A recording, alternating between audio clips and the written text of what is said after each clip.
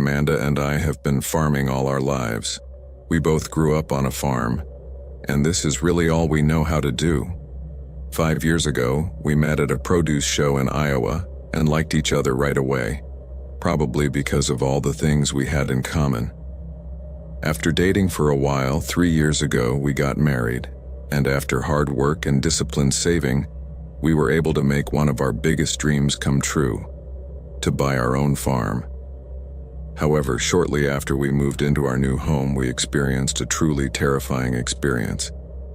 After searching for a long time for a property that would fit our requirements and our budget, we finally came across this property in North Texas, which seemed excellent to us since we both specialize in growing corn, and this area is perfect for that. Besides, it had a good extension of land and was at an excellent price. We didn't think much about it, and shortly after making the corresponding payments and completing the legal paperwork, we were ready to pack up our things and move to our new home. As you might imagine, living in a farming area implies, among other things, lots of space and very few people. Our closest neighbors were a childless Mexican couple who, like us, had just moved in. Their farm was about half a mile away in the opposite direction.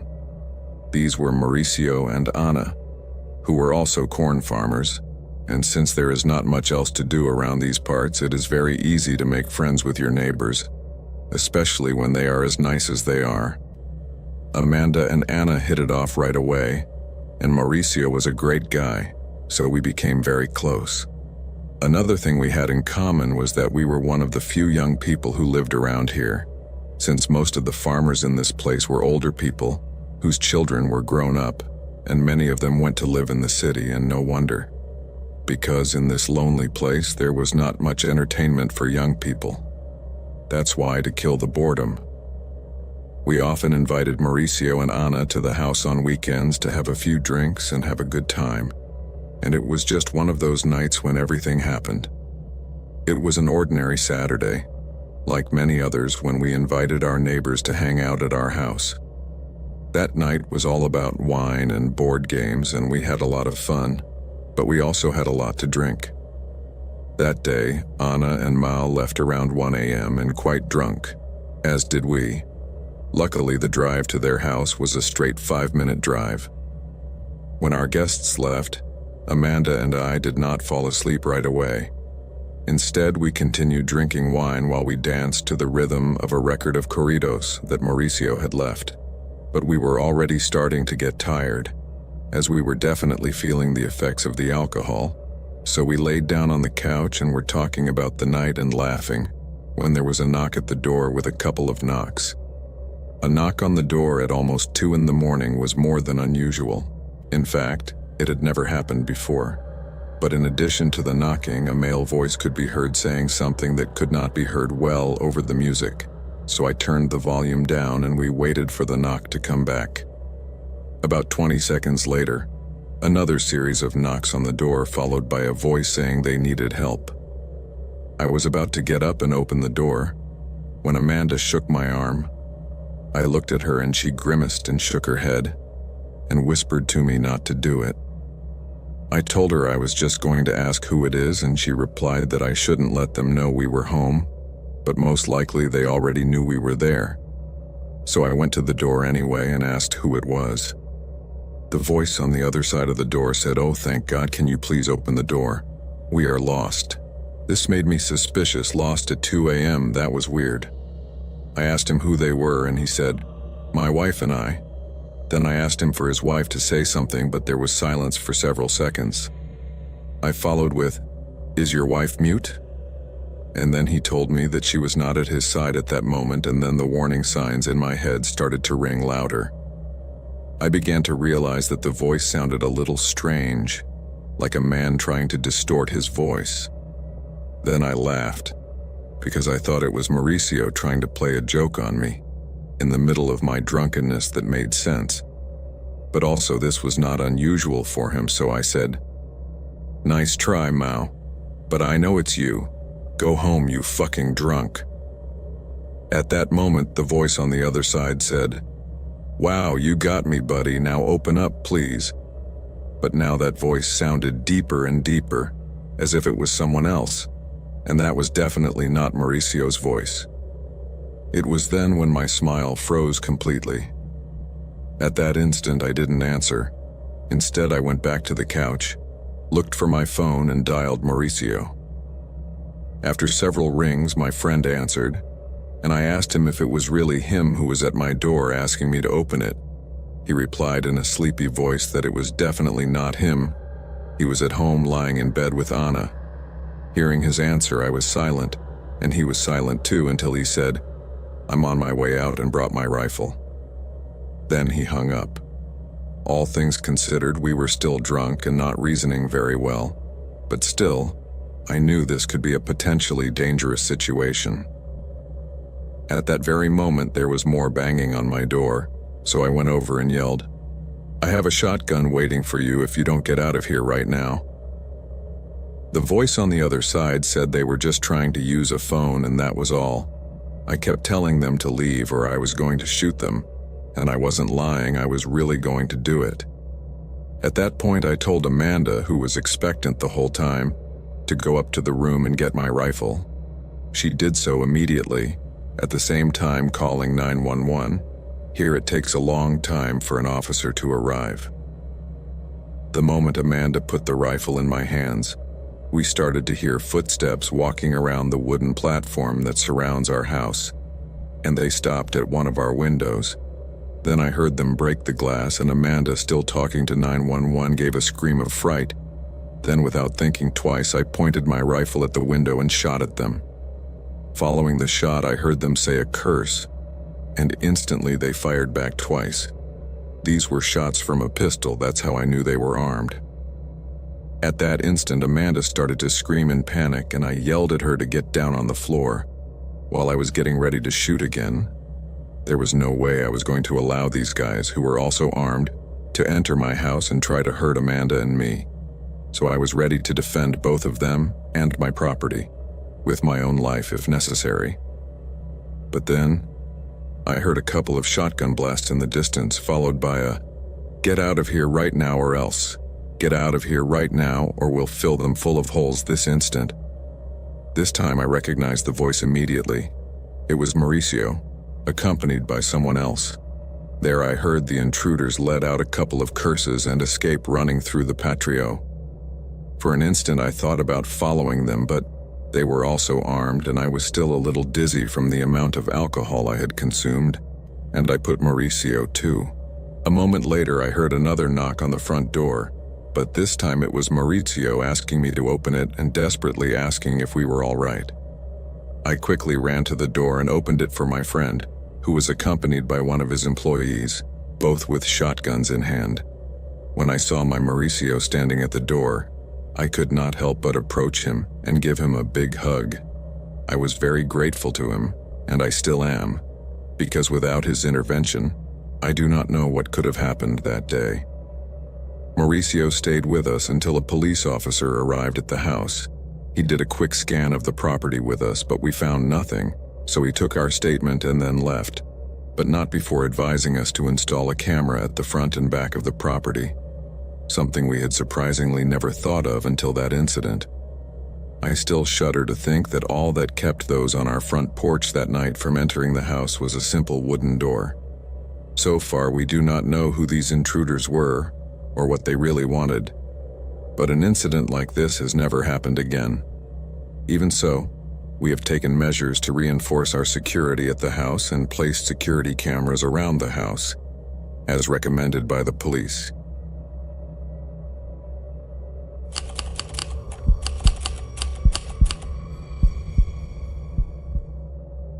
"14 years ago, when I was 17, my grandfather, who owned a farm in Arkansas, passed away of natural causes, and because my father was an only child, he inherited the property.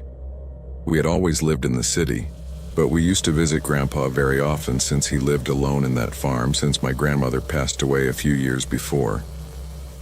This farm has belonged to the family for more than 4 generations, so it has an important sentimental value for all of us, but especially for my dad. That's why he never thought of selling it or leaving it in strange hands. That's why one night, Weeks after my grandfather's funeral, my father gathered us all in the living room, that is, my mother, my sister, and me, and proposed us to go to live in the farm.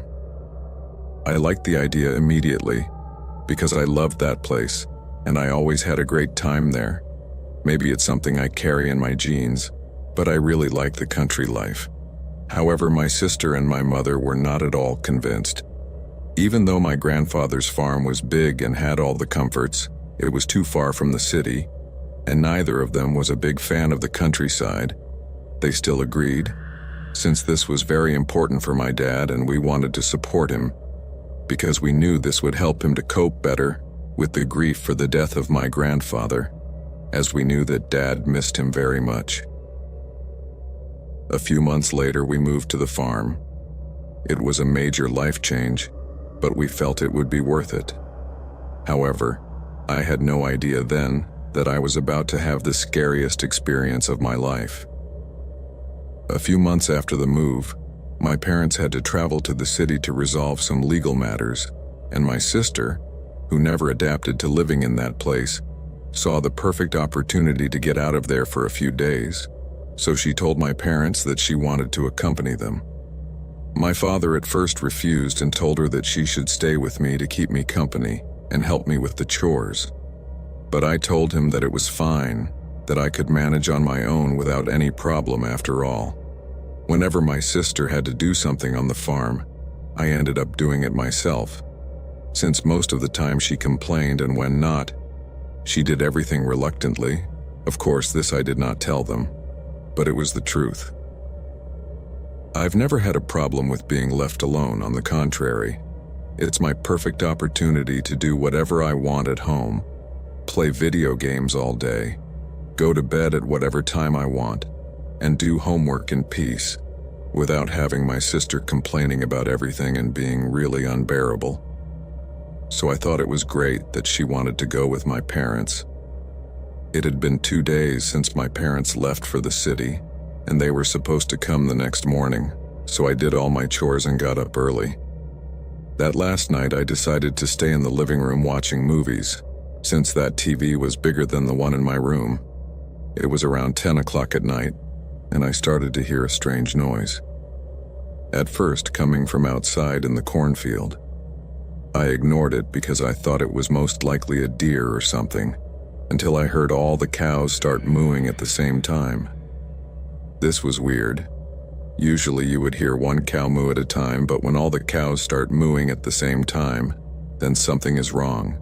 Something or someone needs to be scaring them for all the cows to moo like that. I was the only one on the farm at the time, so obviously it was my job to see what was going on. So I went to the closet to put on a coat, my boots, and get out. But just as I was about to go to the barn, I heard a very high-pitched mooing sound. This was definitely not normal. I stood still for a moment. At that instant, I felt very alarmed because I knew that something terrible was happening in the stable. I quickly ran upstairs to grandfather's room, which my father wanted to leave as it was, which I was grateful for at that moment, because I knew that under his bed grandfather always kept some weapons. I got there in a hop, and sure enough I found several guns under the bed, so I grabbed his hunting rifle, loaded it, and went out to see what was going on, but no one prepared me for what I was about to find out there. The cow still wouldn't stop mooing, so I went into the barn to check that nothing was out of the ordinary. Indeed, all the cows were still there, until I walked further down and noticed that one was missing from her stall. It didn't make sense. I was sure she remained tied to the stall the last time I saw her. I made sure of it.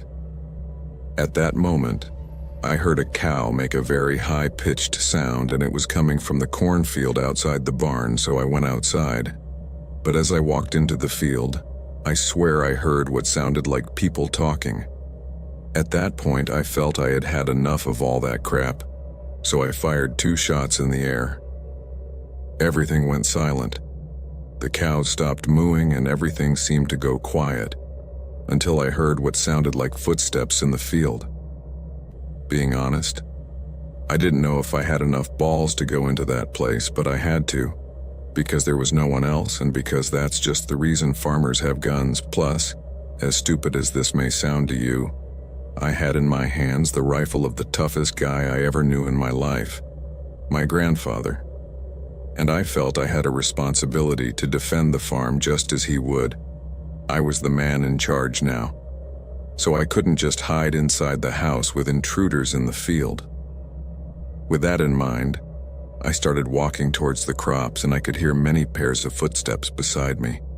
I was getting more and more scared, and as I continued walking deeper into the field, I could feel a horrible shiver run down my back. It was as if my subconscious knew that something very bad was going to happen, and it wasn't wrong, because at that very moment, I managed to spot something that left me completely paralyzed. In one of the rows of corn, there was a person completely dressed in black, standing less than 5 meters away from me. I raised my gun and, trying to control the trembling in my voice and legs, I told him to get out of my field right now, or I would pull the trigger. I wasn't lying. I really was ready to shoot, but he never moved. I fired another bullet into the air to scare him, but he didn't move an inch. It was as if he wasn't afraid of dying at all, or didn't believe me capable of shooting him. Either way, he not only didn't try to run away but started walking towards me, but with his arms slightly outstretched as if telling me to put my gun down. But I wouldn't do that.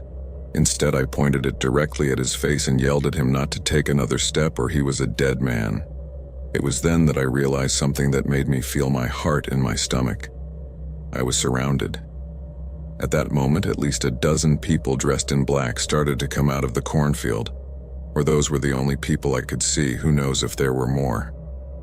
The guy kept advancing towards me, while I kept pointing my gun at him. And when I got close enough, I could see that he and the rest of those people were wearing creepy masks, like the ones used in medieval times during the Black Plague. At that moment, my hands started to shake. I was really scared, and I didn't understand anything. Who were those people and what were they doing in my cornfield? What did they want? The man stopped approaching me when I took a step back. Then everyone was silent for a moment. I can't explain in words the terror I was experiencing in that place. I thought I was about to be killed. I thought those horrible masks would be the last thing my eyes would see before I was sent to the afterlife. But then the strangest thing I could have ever imagined happened. They all started to sing. It was a strange song, something in another language that I could not understand at all. But it was very similar to church chants, those that the priests do. At that instant, I began to wonder if they were about to perform some kind of sick ritual on me, but I wasn't going to stick around to find out either. So as soon as I saw the opportunity, I started running like the wind through the rows of corn, and when I finally ran out of breath, I stopped and fired about 6 rounds in their direction, followed by hearing a lot of footsteps and rustling of branches going in the opposite direction. So it seems I finally scared them off. Seeing that I finally managed to chase them away, I ran back in the direction of the farm. But on the way, I came across something that made me stop in my tracks. Something so macabre that it stuck in my memory forever. On the ground, near the barn, was the head of the cow placed in the middle of a circle of candles. I almost threw up right there from my nerves, but I pulled myself together as best I could and kept running until I reached the house.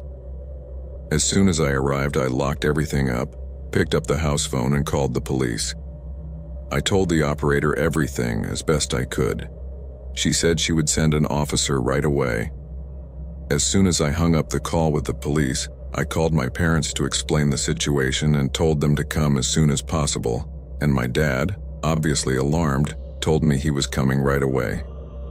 While waiting, I stayed upstairs in my grandfather's room, shaking and crying at the same time, waiting for what seemed like an eternity until I finally heard a police car outside. I ran out to the officer, and believe me when I tell you, I have never felt happier in my life. I told the officer everything. He searched the barn, and then a bit in the cornfield. There he found the cow's head, then called in a search team, as it was now an active crime scene. When my parents arrived, I, along with the first officer, talked to them about everything that happened, and they could not believe all the danger I ran that night. But they also reproached me for the imprudence of going out alone in the field knowing that there were intruders. After this incident, my parents installed a high-tech security camera system throughout the farm. Unfortunately, the police were never able to identify the intruders, but they assumed they were some kind of cult that performed animal sacrifices, and I was unlucky enough to be the only one on the farm who was chosen by those sick people. However, this incident never happened again on our farm, nor on any of the neighboring farms.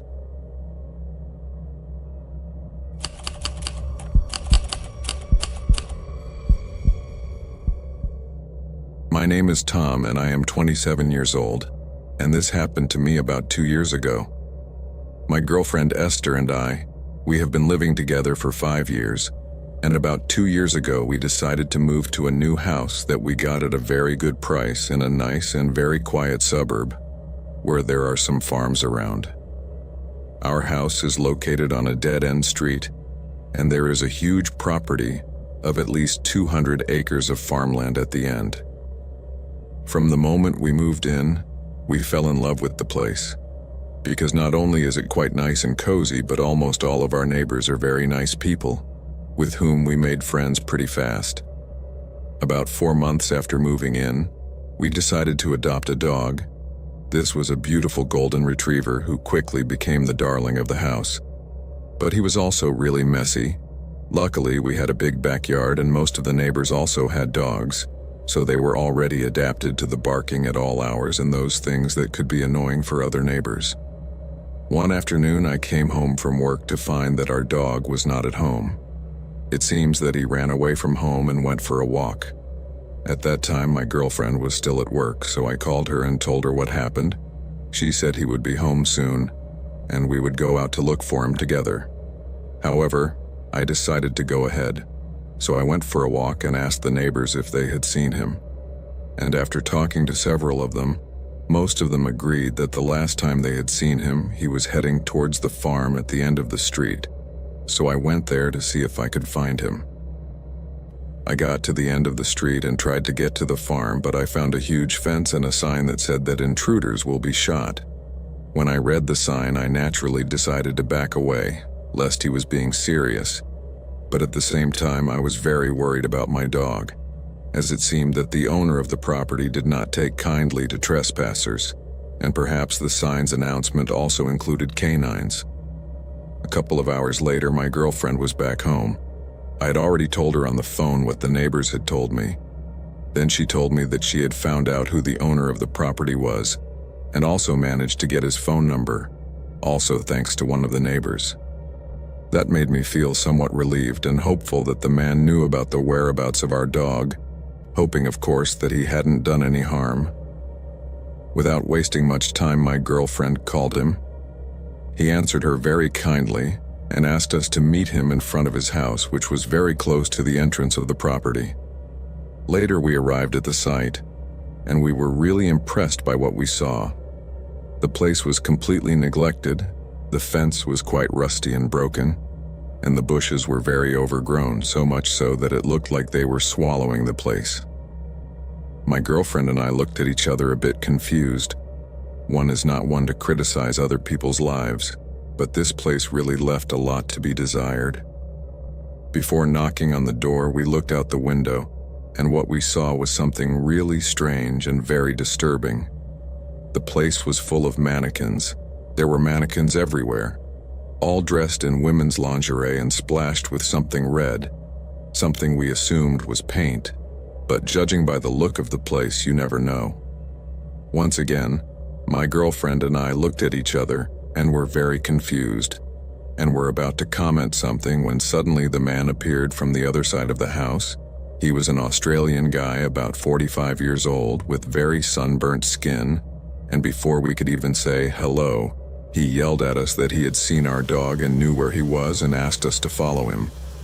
I really didn't want to follow him, but I remembered that neighbors had told us that on more than one occasion he had shot dogs that came near his property, regardless of the fact that they belonged to his neighbors. So we walked over and decided to follow him. As we walked, he started small talk with my girlfriend, asking her how old she was and how long we had been in the house, but all of his questions were directed at her. This made me a little uncomfortable, as he was somehow talking to my girlfriend as if I wasn't there. However, I tried not to make a big deal out of it so as not to sound possessive. But then the questions started to get more personal, and I was about to tell her a thing or two, when suddenly our dog appeared, so we just grabbed him, thanked him, and got out of there as fast as we could. When we got home, we repaired the fences and forgot about it. But a few days later, an incident occurred that really alarmed me. That day I got up at 2:30 in the morning as usual to get ready to go to work. After taking a shower and having a sandwich for breakfast, I got into my car, took it out of my garage, and at that moment I noticed a white car stopped on the road outside our house. That wouldn't be a problem for me, except that in the 4 months I had been living in the area, I knew that no one was awake at that time of the morning, and I had never seen that car in the area before. I pulled my car in reverse and positioned myself in front of the stranger, then turned on the lights to find out who was inside that car, and to my surprise, there was the farmer. However, as soon as he saw me, he quickly drove away. After this, I called my work and announced that I was not going to attend that day. This guy didn't look good to me, and there was no way I would leave my girlfriend home alone all day knowing that he was hanging around. After talking to my work, I parked my car outside and stayed awake for the rest of the night to make sure he didn't come back. However, this would not be the last time the man did this. The same situation repeated itself twice more that week. Same car, same time, and he always left as soon as I got in my car and turned on the lights. A few days went by, and the situation was not repeated, which made me think that the guy had given up. But then, on Monday morning, I got up to go to work as I do every day, and I was met with the unpleasant surprise that there was the white car again. This man was really trying my patience. Once again, I got in my car, turned on the lights, and when he saw me, he drove off as usual. At that point, I knew I had had enough of that guy, so I decided to call the police. But instead of going to work, I started following him, and did so long enough to get his license plate number. Once the police arrived, I gave them all the description of the man in the car, and of course his license plate number. The cops told me to go back to the house, and that they would send a couple of officers right away. I went into the house and woke up my girlfriend to tell her what happened and that some officers would be here soon. 10 minutes later, 4 patrol cars showed up at our house. 2 went in search of the subject, and 2 parked outside our property. Immediately, 1 officer came in to question us, though more to make sure we were okay, and both stayed until the sun came up, then 1 left, and the other stayed parked outside. Later that day, the officer who was still parked in front of our house knocked on our door, and when we opened it, he informed us that they finally caught the guy. He was going 120 kilometers on the highway, and he didn't want to stop at the first stop voice, so they had to chase him. Just knowing that they had caught him made me feel relieved. But what he told us later, the officer told us later, was so disturbing and chilling that even today I can't stop thinking about it. When they searched her car, they found 2 hunting knives, a pistol, and a rifle in the cabin, along with several photos of my girlfriend that had been taken from a distance and clearly without her consent, plus a pair of her underwear. This last piece of information especially caught our attention, since a few days ago a pair of Esther's panties had disappeared from the clothesline. But we thought it had been our dog, since he liked to jump up and take things from there. Needless to say, this really freaked us out, so we soon filed the restraining order for when he gets out of jail. Looking back, I know that I was not very smart in handling this situation, and that I should have called the police much earlier. but I never thought that this guy's intentions would become so twisted and macabre. Besides, we had never been through anything like this before, so I didn't really know how to act on it, let alone thought that our lives could be at risk. But I definitely learned my lesson.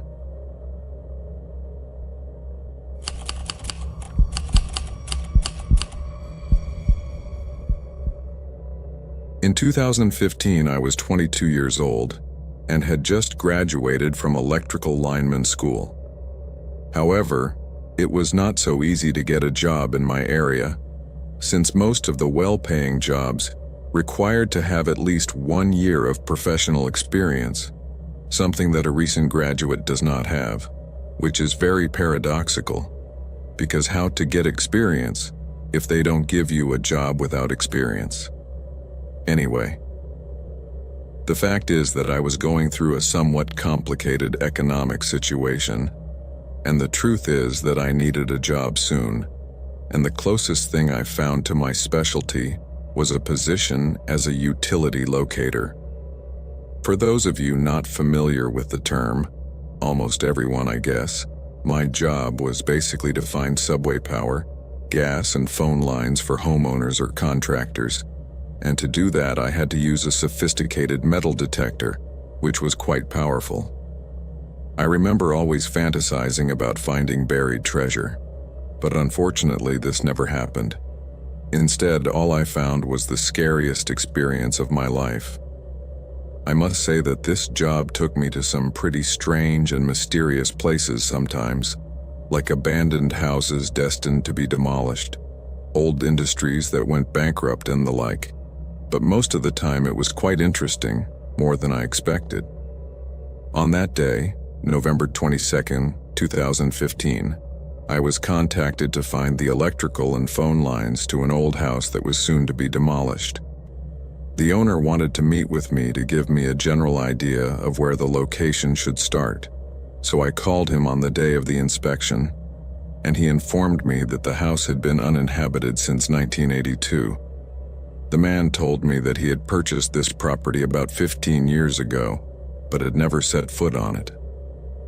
This seemed a bit strange to me, I remember thinking. Who would buy a property and never use it? But of course I didn't ask him. Instead, we agreed to meet in 10 minutes at the property. I quickly packed my things and headed to the site to wait for the owner to arrive. But after 30 minutes, he still didn't show up. I didn't have too much time to waste, so I decided to go down a road I saw nearby and walk around to see if I could get the entrance. The house was located in an old farmhouse, and the extension was about 1 kilometer long, and it was surrounded by a fairly dense forest that barely let me see through it to the back of the house, which was really very big. I finally managed to get inside, and as I approached the house, I could see that there was a lot of old and rusted farm equipment in the vicinity, as well as several vehicles in the same condition. This was a bit strange. It was as if the previous owner, or the people who lived there, had abandoned the property from one day to the next because they did not fix or take anything away. There were even 2 cars parked in a careless way. Being in that place made me feel a strange sensation, since there was practically nothing in miles around, and the feeling of isolation was quite overwhelming, especially because that place seemed to be suspended in time. It is something difficult to explain, but it was strange. After a brief reconnaissance, I decided to start work, since after 40 minutes the owner had not yet arrived. When I had been inspecting the area for about an hour and a half, I decided that I had waited long enough and I was ready to leave the site. I also had a disturbing feeling of isolation that for some reason was unbearable for me at that point. But just as I was about to leave the property and continue another day, I noticed that there was a door on the side of the house, which was hidden among the bushes that were basically swallowing the house. At that moment, my curiosity won out over my 6th sense, the one that was screaming for me to leave that farm immediately. I made my way through the brush and pushed the bushes away from the door and noticed that the door had a huge hole in the lower right corner, through which I could crawl in. However, As I took a look around, I noticed that there were animal droppings all over the ground, so I grabbed some branches and pushed them as far away as I could. That wasn't too hard because they were dry. Then, doing my best to avoid them, I slipped through the hole, stood up, and started to explore the place. Terrible mistake. The first thing I noticed was that while the house was practically in a state of decay, nothing inside had been touched, except for some broken dishes on the kitchen floor. But all the silverware was in the drawers. There were dishes in the sink, a pot on the stove with something fossilized inside, and the dish towel was still in the maison, although it was black with mold and rot. I opened the fridge and saw a disgusting substance stuck to the bottom. But other than that, it was empty. I left the kitchen and walked into the living room. The carpet was soaked and full of something that would give someone obsessed with cleanliness nightmares. As I looked up, my eyes fell on something on the coffee table. It was an old photo of a man wearing an old hat and a brown leather jacket, and he was holding two children who seemed to be happy and having a great time. The man's face also reflected happiness, although his smile looked forced and tired. But I guessed it was the face of a man who worked hard for his children. We all know that working on a farm is no easy thing. I pushed the photo aside and looked up at the ceiling above me, which had caved in due to water damage over the years. I wanted to explore the floor above, but I didn't want to risk the floor giving way under my feet, so I preferred to just go back outside and finish the job. As I left the house, I was hopeful that the owner had arrived, but there was no sign of the guy. I was already getting angry about this. It seemed too irresponsible of him to make a commitment and then not show up. I didn't want to give it any more thought and decided to finish the job. After all, I was already there. So I located the hydrometer and the phone line, then hooked it up to the hydrometer and turned on my machine. It was just at this point that things got really scary. My locating wand was on a power line that was beeping, but it wasn't a regular one, it was screeching, and no matter where I moved the wand, it kept screeching. But as I kept moving the wand, I saw something near one of the old farm equipment that caught my attention. At first I couldn't make it out well because it was quite far away, but then I looked closely and could make out a man crouched down, looking at a rusty old tractor. I approached, thinking it was the owner, the man I had been waiting for 2 hours. I called out to him to let him know I was there, but there was no answer, so I kept walking, and when I was about 25 meters away from him, my wand, which was screeching like crazy, made a popping sound and went out. This rather surprised me, as I had fresh batteries and it shouldn't have gone out, so I rubbed my head and continued towards the man, still trying to talk to him and assuming he was half deaf. When I was about 10 meters from where he was, I stopped dead in my tracks, as I noticed something rather disturbing about him. This man was wearing a brown leather jacket and the same old hat I saw in the photo on the coffee table inside the house. This threw me off a bit, but I yelled at him again, as he hadn't responded to me so far and my attempts to communicate were in vain. But suddenly something really strange and creepy happened. The light outside instantly darkened and dark clouds seemed to appear out of nowhere. My ears were completely covered due to the sudden atmospheric change, and I grabbed my head in pain as a piercing sensation arose behind my eyes. It was a little too intense, but once I recovered, I opened my eyes and looked straight ahead. At that moment, my body froze, and I'm sure the color left my face completely. That man was now standing just 2 meters away from me, with his head slightly tilted, which made the brim of his hat cover his face, and with his arms rigidly stuck to his sides, as if he was in tension, while my eyes were running over his body without giving credit to what I was seeing at that moment. But the most frightening thing was about to happen. Suddenly the man raised his head and turned it towards me, and when I thought I couldn't panic anymore, I looked at his face, and then my legs gave out, and for an instant I felt I would faint. That man had no face. Literally. He had no nose, no eyes, no mouth. He was a kind of very black shadow, but somehow I knew he was looking at me. I took a step back, scared to death, and suddenly I felt my vision dim and I was about to lose consciousness. But then that man, or rather that specter, went crazy and began to scream. It was a high-pitched, twisted shriek. It was something inhuman, but it sounded as if it was completely muffled, as if it were shrieking into a pillow. I immediately came to my senses, so to speak, and as I emitted that blood-curdling screech, the thing knelt down and started clawing at the face it didn't have, as if it was very desperate. It was something totally surreal and very, very scary. I was so terrified that I couldn't move. My body just trembled, while my mind froze in that instant. After that, he suddenly became silent, then sat up, and suddenly seemed calm and cold. It was then when he turned completely towards me, extended an arm in my direction, and began to beckon me with his fingers to come towards him. At that instant, I felt such a rush of adrenaline that I immediately snapped out of my paralyzed state, and my legs began to move on their own. I turned around and started to run as I had never done before, but then the terrifying scream came back, only this time the sound was accompanied by footsteps following me closely. So I left all my tools there and ran at full speed to my car, and I don't even know how I did it. But in a split second I started the engine and pushed the accelerator to the bottom, leaving there in a jiffy.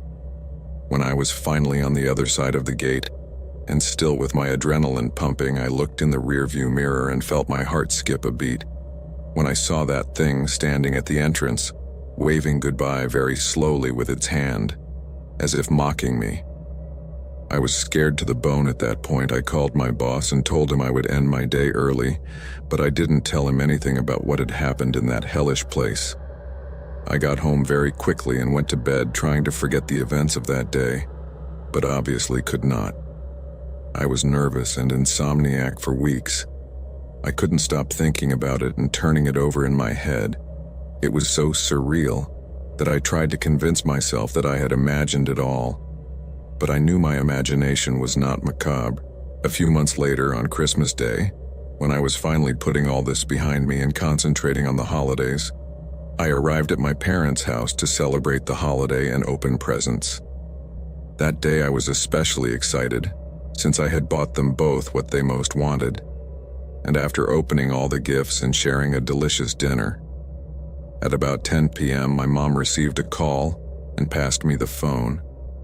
I looked at her with a strange gesture, because I did not know who could be calling me that day, and at that hour, since I did not even have a boyfriend.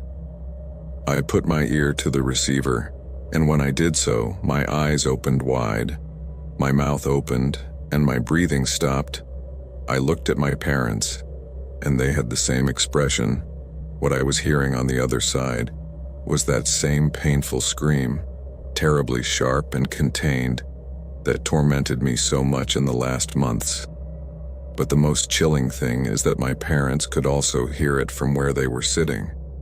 In an instant, my dad's face changed from horror to anger, while my mom was confused and terrified.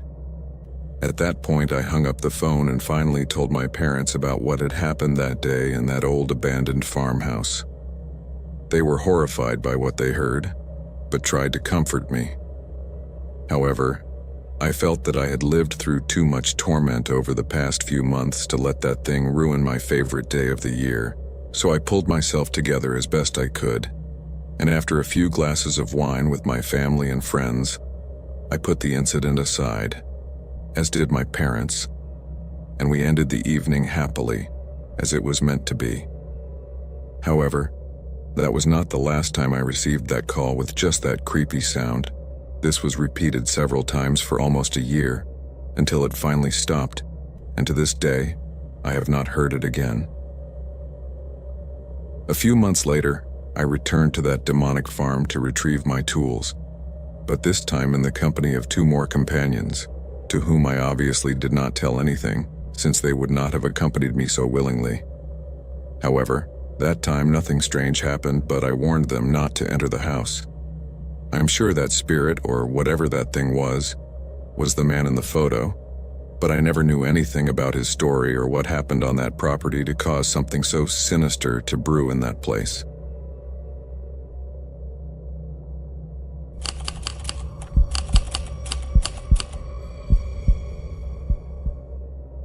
This story happened when I was 9 years old. Until then, I had lived all my life with my parents and grandfather in an old farmhouse.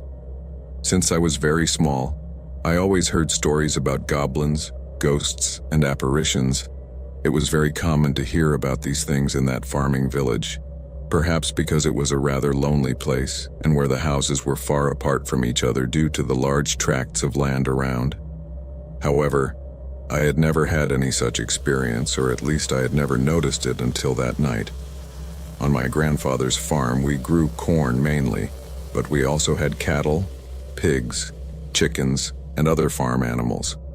One of the things I liked to do the most when I was a child was to run inside the cornfield accompanied by the dogs we had, about 4 at that time. I always remember my childhood as a very happy time, especially because my grandfather, who was my favorite person in the world, left us when I was only 12 years old, so I treasure those years when I had him with me. I remember that day we were plowing the land, preparing it for the new planting season. I got on the tractor with my grandfather as soon as the sun came up at about 6 in the morning, and it wasn't until 6 in the evening that we finally returned to the house, and we still had more plowing to do the next day. As soon as I got home, I took a shower. Then we all had dinner at the table with the food my mother had prepared for us, as we always did, and I went to sleep at about 9 p.m. However, a while later, around 11 o'clock, I was awakened by the sound of something that sounded like whispers. I remember being somewhere between asleep and awake and hearing these whispering voices saying things that I didn't understand. It was as if they were having a conversation in another language.